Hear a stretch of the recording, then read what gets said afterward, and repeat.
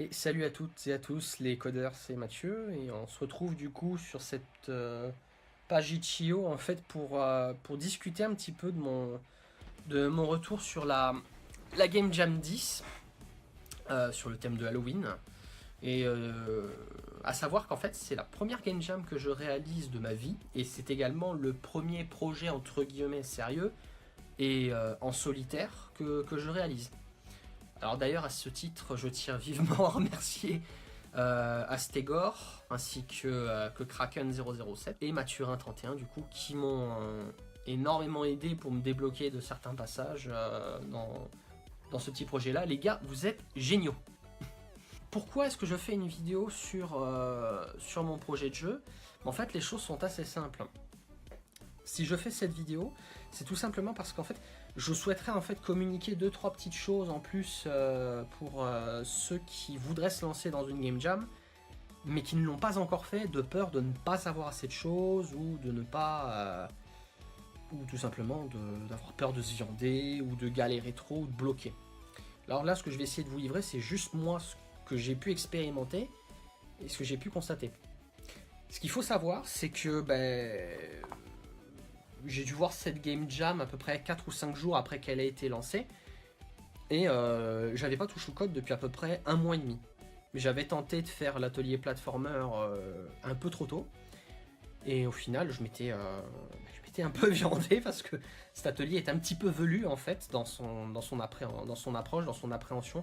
Quand on n'a pas fait tous les autres ateliers qu'il y avait avant sur le site, ce qui est mon cas, je n'ai pas fait tous ces ateliers. Je voulais quand même me lancer dans la Game Jam. Je me suis dit, tiens, ce serait bien et tout, plutôt que reprendre un cours et entre guillemets recopier sans trop comprendre, enfin en comprenant, mais sans vraiment intégrer vraiment le savoir. Je me suis dit, pourquoi ne pas te lancer dans une Game Jam? Et en fin de compte, ça a été une super chose. Alors j'en ai chié, ça c'est un spoiler garanti, je vous spoil direct, j'en ai vraiment chié. J'en ai bavé comme c'est pas permis, au tout départ. Au tout départ, c'est-à-dire au moment de comment je fais pour me lancer. Ça a été le moment le plus dur. Ça a été, à mon avis, c'est la plus grosse difficulté que j'ai eue dans tout ce projet, ça ne va pas beaucoup plus loin.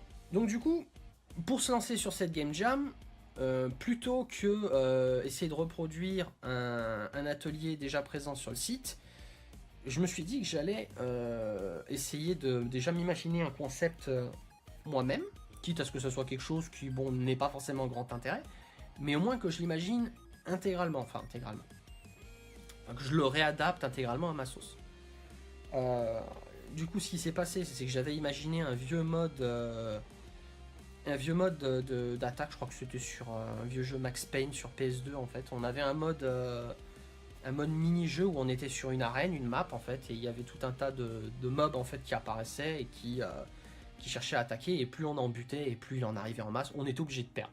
Le but étant de perdre le plus tard possible pour monter dans les high scores, tout ça. Et je m'étais dit, tiens, j'aimerais bien refaire ce genre de gameplay là en 2D vu de dessus, pour être dans la simplicité. Essayer de refaire un truc un peu approchant, donc avec voilà, des petits zombies, avec une jauge de vie, et utiliser une arme à distance sur mon personnage. Le tout dans une arène fixe, pas de gestion de caméra ni rien, histoire de simplifier un peu les choses, parce que voilà, comme je vous l'ai dit, j'ai pas fait beaucoup d'ateliers, donc dans ces cas-là, il n'y a pas de secret. Et bon, j'avais un petit peu peur, je me suis dit, bon, c'est peut-être un peu ambitieux ou quoi, et je me disais, mais comment je vais aborder le truc, comment je vais commencer le projet? Parce que là, il n'y a aucun atelier, il n'y a aucun fil rouge. Il n'y a aucun atelier que je suis, puisque je le fais de moi-même. Et au final, il y a un moyen extrêmement simple, il y a une astuce toute simple que je me suis trouvée et qui m'a beaucoup aidé. C'est tout simplement de prendre une feuille de papier et dessiner ce que je voulais. Alors, en premier, j'ai dessiné un rectangle. Si on relie ça en termes de code, c'est simple, voilà, vous avez votre fichier, vous lancez F6, vous appuyez F6 sur Zero Brain et hop, vous avez votre fenêtre qui pop, c'est bon. Après, je me suis dit, bon, je voudrais qu'il y ait un niveau qui se dessine avec des textures que je fasse moi-même. Le problème, c'est que je suis pas graphiste. Et au final, une astuce toute conne, je me suis fait des textures en 8 par 8 avec Pixel Edit, qui d'ailleurs est un excellent logiciel et que bon, David a déjà présenté plusieurs fois et recommande maintes et fois. Et je vous le recommande également vivement, c'est une putain de tuerie, il vaut largement le coup quand on débute. Sinon, il y a d'autres alternatives libres et gratuites qui sont très bien aussi, notamment sur Android. Enfin bref, ça, peut-être que j'en parlerai plus tard. Mais bon, bref. J'avais besoin de textures fait maison parce que je suis pas graphiste. Et je les ai fait du coup avec Pixel Edit. J'ai fait du 8 par 8. Je me suis inspiré de ce que je pouvais voir sur des vieux jeux comme. Enfin, dans le style de ce que fait Pico 8. Ou alors, je me suis même inspiré au départ, essayer de reproduire des textures que j'avais vues dans Fez, qui est un super jeu également. Enfin bref. Tout ça pour dire que, niveau graphisme, pareil, j'ai tapé dans le plus simple. Parce que je voulais quand même avoir une fenêtre avec quelque chose de joli qui apparaisse, histoire d'avoir plus de satisfaction. Et un petit peu de donner plus de motivation à l'ouvrage. Enfin bref. Du coup, me voilà en train de dessiner mes petites textures, tout ça, et me dire, bon, du coup, point numéro 1, sur mon cahier des charges, sur ma petite feuille blanche, qui va être le fil rouge de cette vidéo, hein, ça a été de me dire en gros, bon ben je vais faire à peu près, je vais faire une arène donc en 1024 par 768 en résolution. Je me suis dit combien ça fait de tuiles. Je fais calcul et tout, et ensuite je me lance sur réalisation d'une tilemap. Tout commence comme ça. Donc je dis hop, en numéro 1, faire une tilemap. En numéro 2, je me dis bon, je vais avoir un personnage bientôt, donc il va falloir qu'il y ait des collisions avec le bord de la map, il ne faut pas qu'il puisse s'échapper. Faire une collision. Dans ces cas-là, pareil, je vous renvoie à des cours comme l'atelier sur le petit shooter, ou même sur les tile maps, qui est un excellent atelier. Je pense que ça devrait être limite un des premiers ateliers qu'on devrait faire, en fait, typiquement. Enfin bref, après le casse-brique. Tout ça pour dire que du coup, je prépare mes collisions, tout ça. Une fois que j'ai les collisions, je me dis, bon, il me faut un petit personnage. Un petit personnage, ça va être quoi? Ça va être juste une petite image qui, bon, pourrait être amenée à être animée, mais ça, on n'est pas obligé de l'anticiper direct, c'est ce que je me suis dit. Il me faut une petite image qui se déplace et compagnie. Tout simplement, je me suis fait une petite image qui, dans le draw, en fait, était capable de se déplacer de colonne en colonne et de ligne en ligne. Donc, en gros, c'était du tac, tac, tac, tac, tac, tac, tac, tac. Enfin bref. Au coup par coup, il se déplaçait de case en case. C'est-à-dire que si je laissais enfoncer la touche, il se déplaçait que d'une case et paf, c'était fini. Pareil, tout con à mettre. Tout con à mettre en place. Une fois que ça s'était fait, je me suis dit, tiens, j'aimerais bien qu'il soit animé. Je sais pas faire les animations, mince, comment je fais? Là encore, je vais juste regarder le petit cours sur animer son personnage sur la deuxième partie de l'atelier Tilemap, si mes souvenirs sont bons. Et là, du coup, bah, fantastique, j'arrive à animer mon truc. En fait, toute la construction de ce projet s'est faite comme ça. J'ai fait un cahier des charges avec tout ce qu'il faudrait que j'arrive à faire. J'ai listé tout ce qu'il faudrait que je fasse. Animer mon héros. Ensuite, il me faudrait des zombies. Ok, créer un zombie au niveau des graphismes. Hop, faire apparaître le zombie. Hop, lui imputer des déplacements.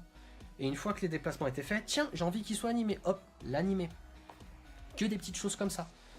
Et bon, évidemment, tout au long de la rédaction de ce code, en fait, on se rend compte très très vite que bon, on va avoir besoin de créer des fonctions parce que Love 2D ne peut pas nous apporter toutes ces choses-là.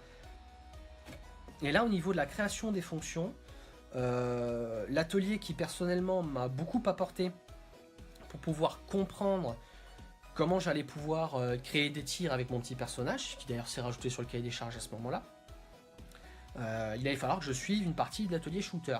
Donc j'ai mis en stand-by mon projet, j'ai lancé l'atelier shooter, et hop, jusqu'à à peu près la moitié, je suis arrivé au stade où on arrivait à une fonction de création de tir.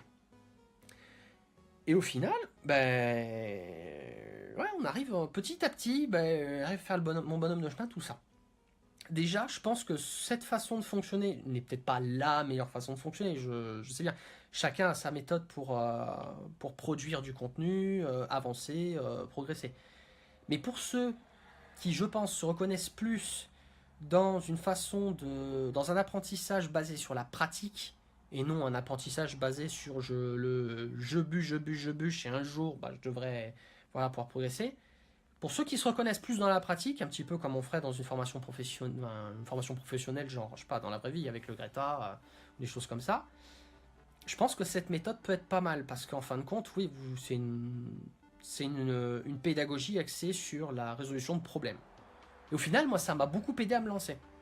À partir du moment où j'avais un petit problème, je décomposais ma grosse thématique, savoir réaliser ce jeu en plein de petits sous-problèmes, les choses ont roulé plutôt bien. Donc ça, déjà, ça pour moi, c'est un énorme plus. Par contre, du coup, deuxième chose que je tenais à dire pour ceux qui, du coup, comme moi, voudraient se lancer pour la première fois sur une game jam mais n'ont pas beaucoup d'expérience, c'est que David l'a dit à juste titre dans une de ses vidéos, il ne faut pas en fait que on se dise ouais ce premier projet, il faut pas qu'on s'enflamme en se disant ouais il est trop bien et compagnie, je vais en faire une maxi machine, je vais en faire un truc, je vais en faire un jeu commercial ou j'en sais rien. Pourquoi?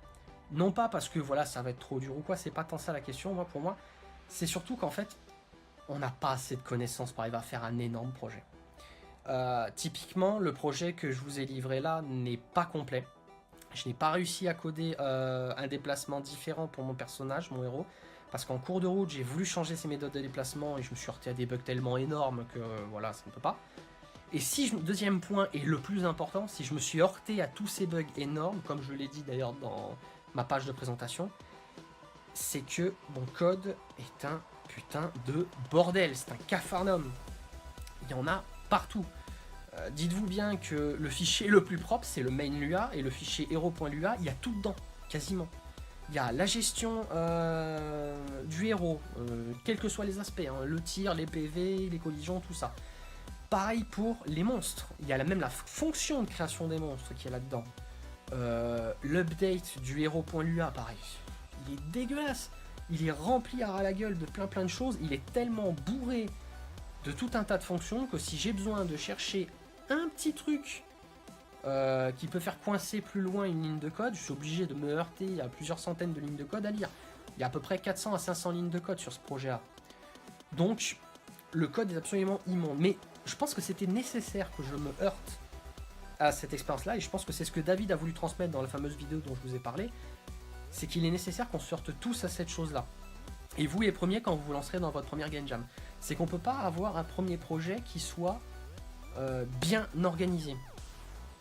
Et c'est là que j'en viens, je pense, à un des points finaux de cette partie de la vidéo, qui consisterait donc à dire, lors de votre projet, une fois que vous le terminez, vous arrivez à accomplir peut-être la moitié ou les 2/3 de ce que vous vouliez accomplir, à partir du moment où vous arrivez à accomplir à peu près la moitié des choses que vous aviez prévues, estimez-vous plutôt heureux. Vous reposez pas sur vos lauriers, hein, bien sûr, c'est pas ce que je veux dire, hein.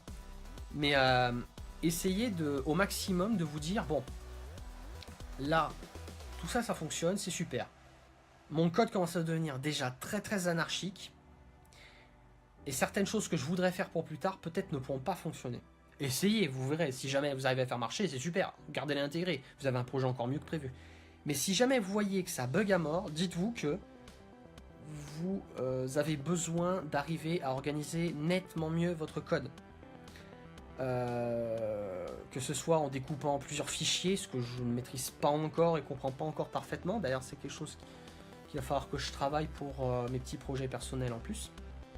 Donc voilà, ça, je pense que ça va être ma prochaine étape, c'est apprendre à découper un projet en plusieurs fichiers, mais ni trop ni trop peu.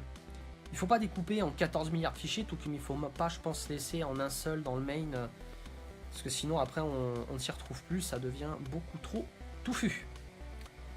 Donc voilà. Alors mis à part ça, ben voilà, hein, comme je l'ai dit au début de la vidéo, est-ce que je recommande à quelqu'un qui n'a pas trop d'expérience de se lancer dans une game jam? Pour ma part, c'est un immense oui. Tout simplement parce qu'en fin de compte, ben, pendant cette game jam, j'ai vraiment cherché à me surpasser pendant à peu près une dizaine de jours. J'ai travaillé parfois plusieurs... J'ai travaillé comme un dingue, faire plusieurs jours d'affilée, je travaillais parfois à peu près 10 heures par jour là-dessus. Et oui, forcément ça a été absolument fantastique. À partir du moment où vous lancez dans une game jam, vous allez vous heurter à tout un tas de problèmes. Certains, vous arriverez à les résoudre en allant chercher dans les cours et en mettant en pause, en faisant l'effort de mettre en pause votre projet pour en démarrer un autre et expérimenter. Et en revenant à votre projet, vous direz, ah mais tiens, mais ça par contre je l'ai mal fait pour ce que je veux faire, donc il faudrait que je le modifie. Ou ah tiens, vous allez pouvoir réadapter, vous allez être dans une dynamique où vous allez vraiment facilement pouvoir faire évoluer votre projet pour des petits ajouts. Donc oui, forcément c'est absolument fantastique parce que vous allez être contraint d'apprendre de nouveaux concepts et ça c'est absolument fabuleux, c'est absolument fantastique. Donc voilà. La vidéo est un petit peu longue, hein, ça fait déjà 15 minutes que je blablate et ça doit être un gros gloubi-boulga de tout un tas de choses. J'espère que ça aura été assez clair et assez concis pour vous et que du coup ce petit témoignage vous donnera à vous aussi envie de vous lancer. Donc voilà. Bah écoutez, sur ce, je vous laisse. J'espère que vous allez prendre autant de kiff que moi à continuer à coder. Et du coup, on se dit à la prochaine. Allez, salut!